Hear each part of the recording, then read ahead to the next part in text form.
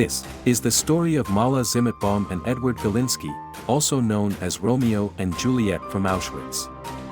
On Saturday, June 24, 1944, Mala and Edek fled from Birkenau. On July 6, the two were captured by a border patrol and returned to the camp, and placed in separated cells in Block 11. Following a lengthy interrogation and severe torture, under which they did not break, they were transferred to Birkenau for public executions which were to take place simultaneously. Malka Zimetbaum, also known as Mala Zimetbaum, was a young Belgian woman of Polish-Jewish descent, known for her escape from the Auschwitz-Birkenau concentration camp and the resistance she displayed at her execution following the escape's failure. Mala Zimetbaum was born in Poland, the youngest of 5 children. In her childhood the family relocated to Belgium. In school as a child, she excelled in mathematics and languages.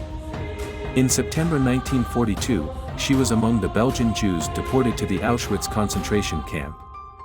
After an initial selection, she was sent on to the women's camp at Birkenau. She spent nearly 2 years in Auschwitz-Birkenau as inmate number 19880. Due to her proficiency in languages, French, Dutch, German, Polish, and Italian, she was assigned work as an interpreter and courier. While she herself had a relatively privileged position, she devoted herself to helping other inmates. She interceded to have inmates sent to easier work when she suspected they were not fit for harder work. She sneaked photographs that inmates' relatives had sent them out of the files and to the inmates, as they were not allowed to have them in the camp. Mala also got food and medicine for people in need, cheered people up and encouraged them, and was trusted by everyone in the camp, staff and prisoners alike. Edward Edek Galinsky planned to escape from the camp with his friend Wisław Kieler, Auschwitz survivor and author of autobiographical novel 5 Years in Auschwitz. The two men fell out when Kieler lost a pair of SS guards' uniform pants they needed as a disguise for their escape. Edek told his friend that he would escape with Mala instead, and would later find a way to send the uniform back to Kieler for his subsequent escape. Mala wanted to escape so that she could tell the world what was going on at Auschwitz and thus save lives. She is said in some sources to have been heading to a resistance group. The plan was as follows: Edek would dress up as the SS guard and escort Mala through the perimeter gate, pretending that he was escorting a prisoner to install a wash basin. Mala would be carrying a large porcelain wash basin in a way that hid her hair, so that the guards they passed would not know it was a woman he was escorting. Edek would show them a forged pass and they would be let out. Mala would be wearing a pair of overalls over a dress that could pass for a men's shirt when inside the overalls. When they got far enough away, Mala would dump the wash basin, remove the overalls and wear the dress, and they would pretend to be an SS guard and his girlfriend on a walk. The plan was put into action in June 1944, and the couple succeeded in escaping to a nearby town. Mala wanted to buy something. Edek told Mala to stay put somewhere while he went into a store to try and buy some bread with gold he had stolen in the camp. Someone in the store became suspicious and called the authorities, who arrived and ordered Edek to take his hat off. When they saw Edek's shaven head, he was arrested. When Edek did not return, Mala turned herself in. They had promised to stay together, no matter what happened.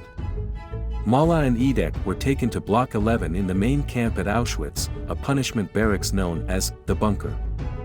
They were put in separate cells. Edek was eventually put in a group cell with another man.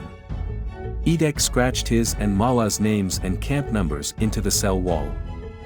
A friendly guard passed notes to them through a hole in the wall between the cell they were in and an empty one.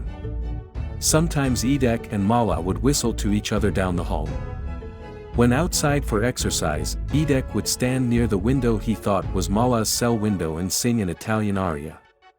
Edek and Mala were taken out to be executed at the same time, in the men's and women's camp respectively.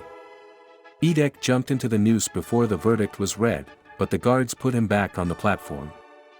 Edek then shouted something to the effect of "Long live Poland," the Poland catching in his throat because just then, a guard tipped the stool so that he could hang.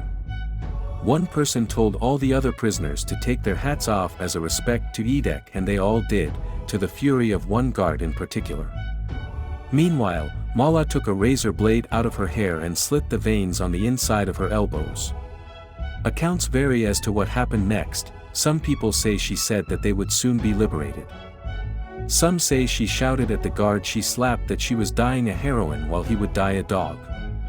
Some say that she shouted at the assembled prisoners to revolt, that it was worth risking their life for, and that if they died trying it was better than the situation they were in now in the camp. She slapped a guard's face with her bloody hand and he grabbed her arm and broke it. The camp staff jumped on her, knocking her to the ground, and taped her mouth shut. An SS officer named Maria Mandel said that an order from Berlin had come to burn Mala alive in the crematorium.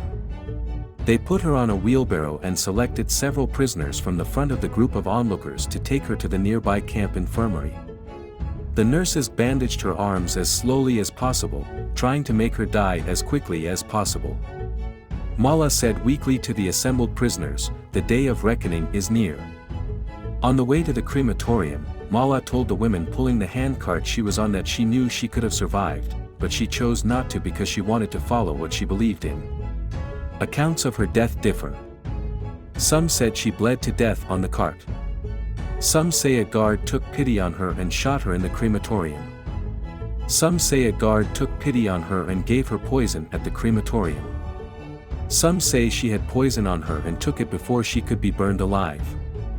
Information regarding Mala Zimetbaum was made available to the public in the official testimony of Mrs. Raya Kagan, delivered on June 8, 1961, during Session 70 in the trial of Adolf Eichmann in Jerusalem.